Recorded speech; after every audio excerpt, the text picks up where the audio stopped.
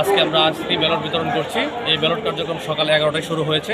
Returning officer তার কেন্দ্রে যাবে, তার কেন্দ্র গোছাবে, তার 400 গজ সেটা সে নির্ধারণ করবে। আর বিকাল 5টার দিকে আমরা সামগ্রিকভাবে একটা মহড়া দিব।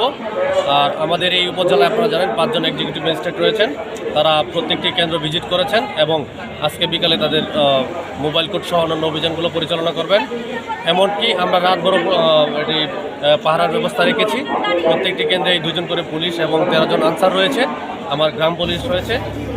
ইনশাল্লাহ আমরা একটা নিশ্ছিদ্র নিরাপত্তা ব্যবস্থার চাদরে ডেকে দেবো বোয়ালখালীকে। ধন্যবাদ। আমরা ব্যালটগুলো বিতরণে ইউনিয়ন ভিত্তিক বিভাজন করেছি। প্রত্যেকটি ইউনিয়নে যে কয়টা কেন্দ্র রয়েছে তারা একসাথে ম্যাজিস্ট্রেট এবং সেনাবাহিনীর যোগে স্কটের মাধ্যমে কেন্দ্রে পৌঁছায় দিচ্ছে। এতে নিরাপত্তা ব্যবস্থাটা খুবই জোরদার হবে বলে আমরা আশা করছি। সেই জন্য স্কট ব্যবস্থার মাধ্যমে কেন্দ্রে আমরা ব্যালটগুলো পৌঁছাই।